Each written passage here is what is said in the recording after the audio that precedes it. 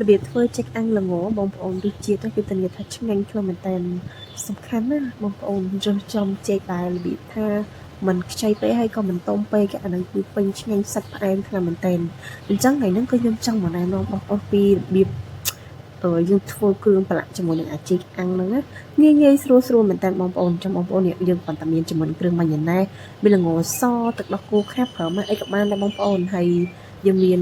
គ្រឿងទាំង3ហ្នឹងគឺយើងយកវាមកលាយចូលគ្នាតែម្ដងអញ្ចឹងបរិមាណគឺខ្ញុំដាក់ស្មើគ្នាដូចថាបើសិនជាបងប្អូនដាក់ទឹកដោះគោខាប់2ស្លាបព្រាបាយអញ្ចឹងយើងដាក់ស្មើម៉ាយ៉ូណេសហ្នឹង2ស្លាបព្រាបាយដែរទៅហើយបើផ្នែកល្ងវិញគឺដាក់កាន់តែច្រើនកាន់តែដិតហ្នឹងក៏កាន់តែឆ្ងាញ់ដូចថាពេលយើងអាំងទៅអាល្ងហ្នឹងវាជាប់ជាមួយនឹងចេកគឺថាវាចាប់ជាតិឆ្ងាញ់ខ្លាំងមែនតើបងប្អូនអញ្ចឹងគ្រឿងទាំងអស់ហ្នឹងដែលខ្ញុំបានចាក់ចូលគ្នាហើយហ្នឹងគឺខ្ញុំលាយវាចូលគ្នាឲ្យសព្វបែបនេះ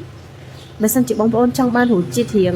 ផ្អែមអាចដាក់ទឹកដោះគោរៀងច្រើនតិចទៅច្រើនជាងម៉ាយ៉ូណេសព្រោះម៉ាយ៉ូណេសវា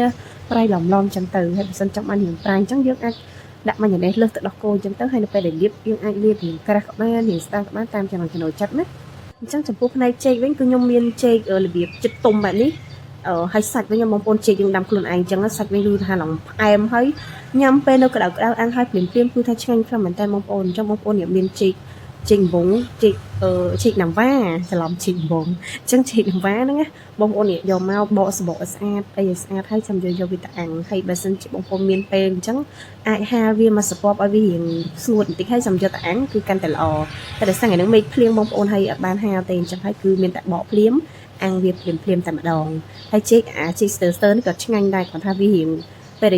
លវាត្រជាក់អញ្ចឹងគឺវាឆាប់រឹងតែបើចេករៀងទុំចេះរបៀបថាចិត្តទុំ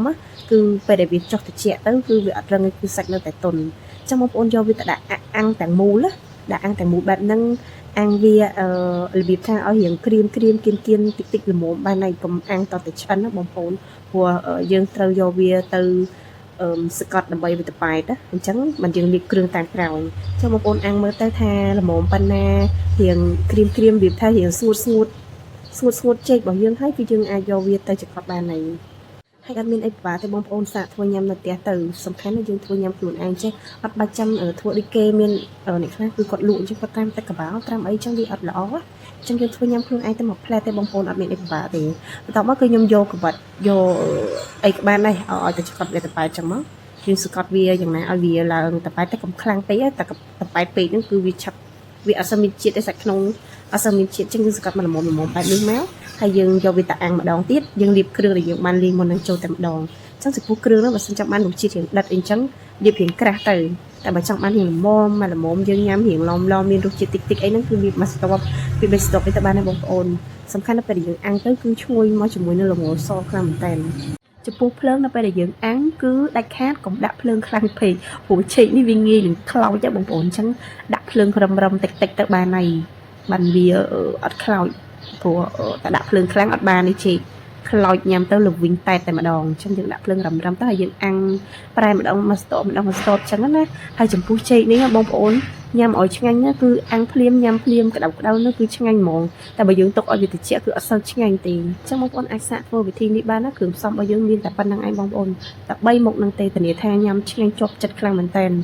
យីរុំគឺថាវាឈ្ងុយអាំងបដៅគឺជះក្លិនល្ងឈ្ងុយជាមួយនឹងទឹកដោះគោបដៅហើយនៅពេលដែលយើងអាំងឆ្អិនហើយបងប្អូនបានជ្រលក់ជាមួយរបៀបថាយើងធ្វើខ្ទិះខាប់ក៏ឆ្ងាញ់ដែរអញ្ចឹងទៅគឺយើងជ្រលក់ជាមួយនឹងទឹកដោះគោខាប់តេហ្នឹងក៏ឆ្ងាញ់ដែរបងប្អូនបើសិនចង់យើងរសជាតិផ្អែមអីអញ្ចឹងណាចឹងបងប្អូនអាចសាកធ្វើបានណារបៀបធ្វើងាយខ្លាំងមែនតើបងប្អូនឃើញអត់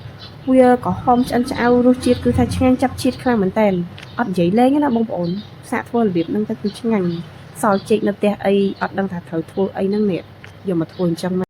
អរគុណច្រើនបងប្អូនទាំងអស់គ្នាដែលបានចូលទស្សនាវីដេអូមួយនេះកុំភ្លេចជួយ like share subscribe YouTube channel យើងខ្ញុំម្នាក់មួយផងដើម្បីទទួលបានវីដេអូថ្មីអរគុណច្រើនបងប្អូនទាំងអស់គ្នាជម្រាបលាបាយបាយជួបគ្នាវីដេអូក្រោយ